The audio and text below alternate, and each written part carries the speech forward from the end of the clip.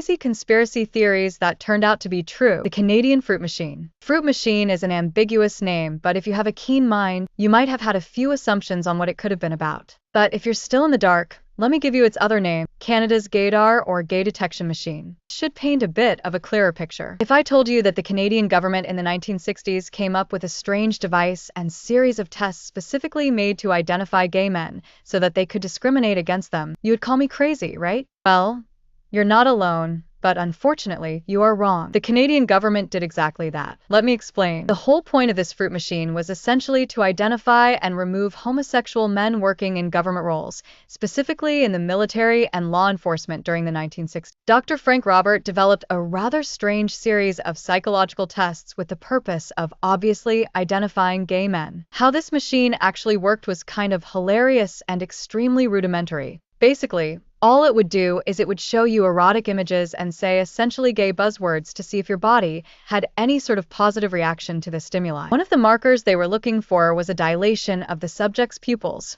among other things. This was essentially the equivalent of a lie detector, but instead of detecting lies, it was detecting the big gay. Regardless of its ineffectiveness and rather strange methods to begin with, the results were taken seriously. This led to the firing and discrimination of thousands of people, which unfortunately led to a huge rise in lawsuits, which is just heartbreaking. This entire project was discontinued in the late 1960s, making this entire fruit machine fiasco very short-lived, at least relatively. But the impact was still long-lasting. On top of the jobs and lives lost, the RCMP, the Royal Canadian Mounted Police, still continued to collect files on suspected gay people for years after this project was concluded. So if you're ever with a friend and they say, "That guy's gay, I can tell 'cause I have gaydar," tell them, "You don't have gaydar."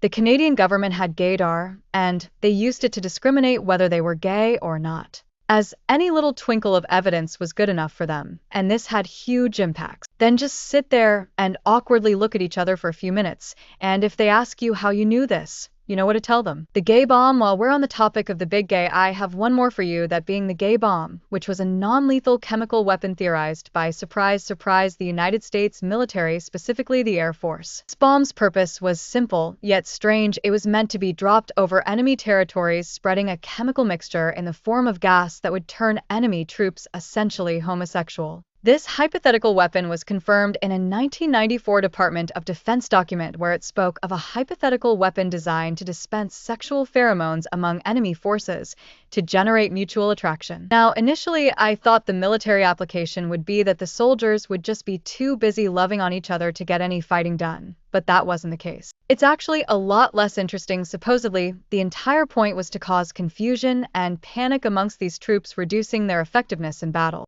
Picture this: the year is 1993. You and your friend are sitting on the couch watching the movie Sniper, which just came out, when all of a sudden you say to your friend jokingly, "Ha, I bet the US government's probably thought about making bombs that would turn the enemies gay." You and your friend have a chuckled and continue the movie. However, the following year you are hanging out with the same friend again, and instead of watching a movie, you are doing something that every teenager does, reading a Department of Defense release. When all of a sudden you see actual confirmation that the US Air Force was contemplating a gay bomb, after reading you're shocked, and you look your homie in the eyes and can't believe that your silly little joke was true. And in that moment you and your friends start making out 'cause you guys were gay. All right, seriously though, the first two are a bit silly, but these get a lot more serious. Project MK Naomi. As I said, Project MK, I'm sure the word ultra was the first thing that popped into your head. That's because most people know about that crazy true conspiracy theory, and for that reason I wanted to add something a bit different. Project MK Naomi was actually the successor of MK Ultra. It was a collaboration between the CIA and the US Department of Defense, and went on for almost 2 decades, from the 1950s to th. The entire goal of Project MK Naomi was to gain deeper knowledge of chemical and biological warfare weapons. People and what chemicals would do what to people. Once the CIA and Department of Defense had a list of chemicals and a list of reactions ranging from irritation all the way to death, they then started focusing on unique delivery systems for these chemicals, most notable of which being dark guns, specifically dark art guns, either filled or having their tip coated with these specific chemicals, with one of the most famous examples being the heart attack gun, which was like, you may have guessed, a gun that shot a dart, ED target. Shortly after injection, cause a heart attack in the victim, making a very intentional death seem accidental. And it's no doubt that these weapons would have been very useful for spies, especially during the Cold War when tensions and the need for a good spy was at an all-time high. And if you're, for some reason, unfamiliar with Project MK Ultra, it's basically the government using LSD on non-consenting individuals to try to test mind control as a very basic elevator pitch. But I'm assuming most of you are aware of that. One USA's fake Cuban attack, this video is quickly taking a very dark turn. But that's kind of how these lists go in.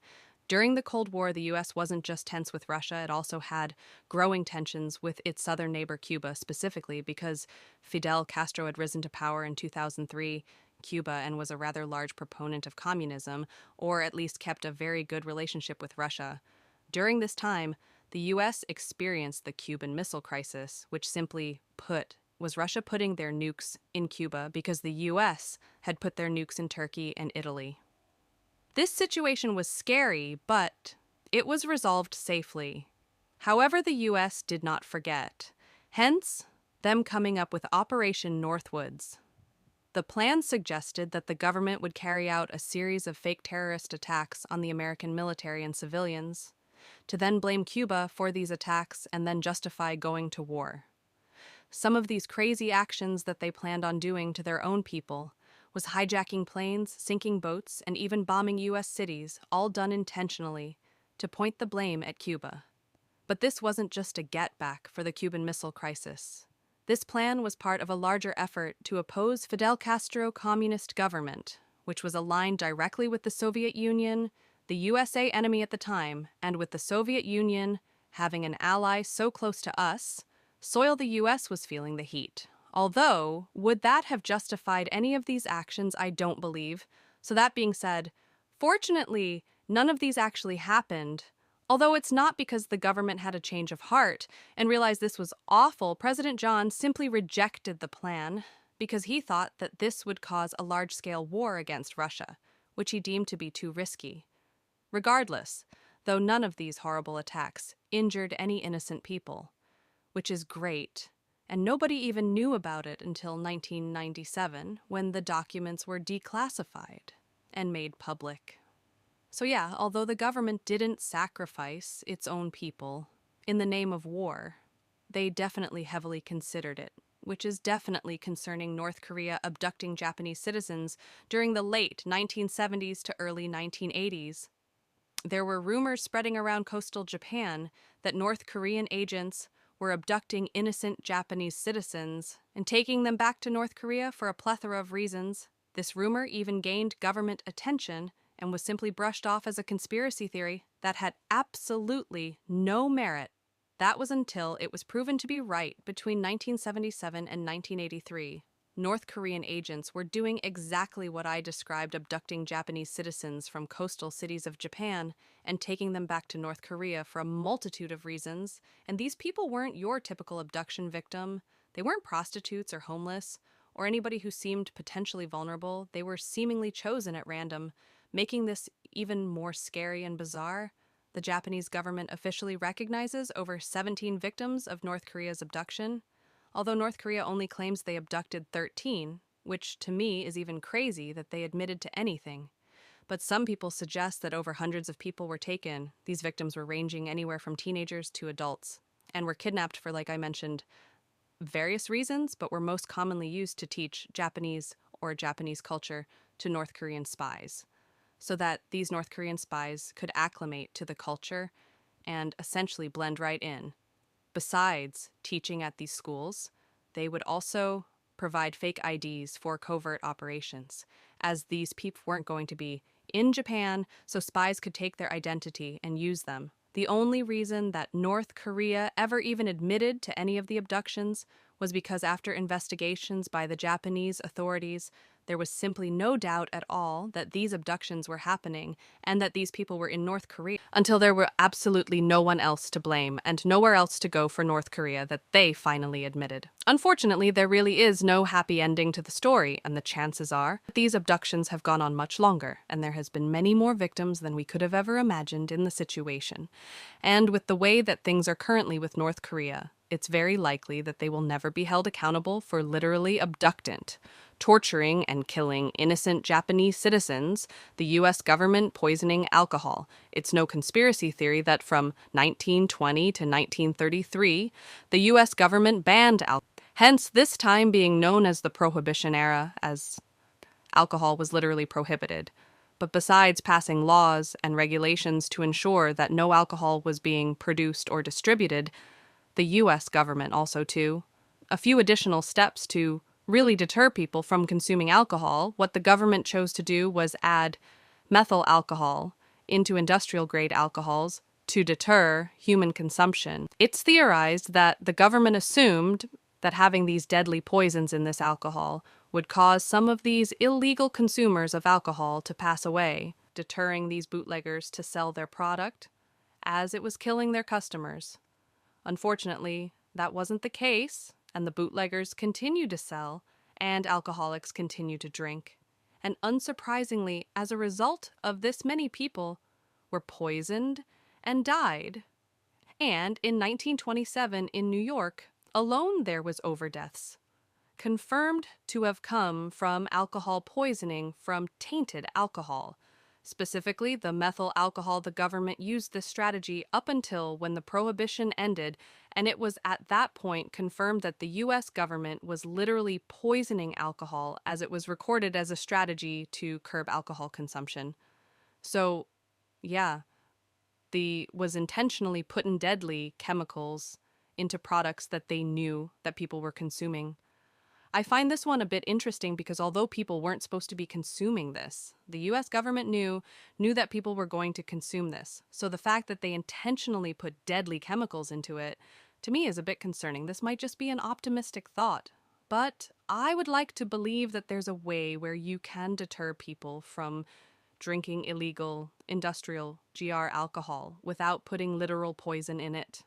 That's going to undoubtedly cause death, like potentially adding an agent that is extremely sour or potentially even extremely spicy, making the alcohol essentially unconsumed to drink, but still rendering it non-lethal.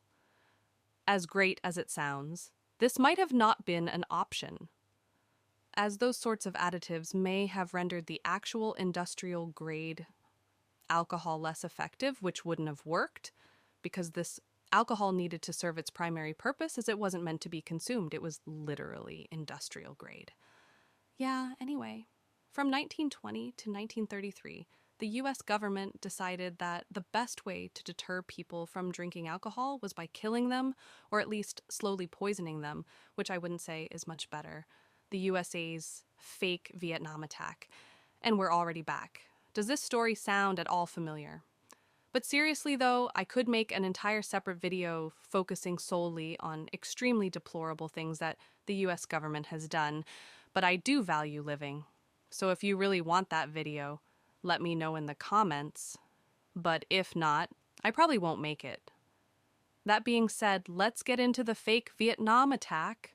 In 1964, USA was of course beefing this time with northern Vietnam. This entire situation is known as the Gulf of Tonkin incident, and it marked a pivotal moment in the escalation of the US involvement in the Vietnam War. The situation happened in early August of 1964 and involved US naval vessels conducting operations off the coast of North Vietnam on August 2nd, the US destroyer.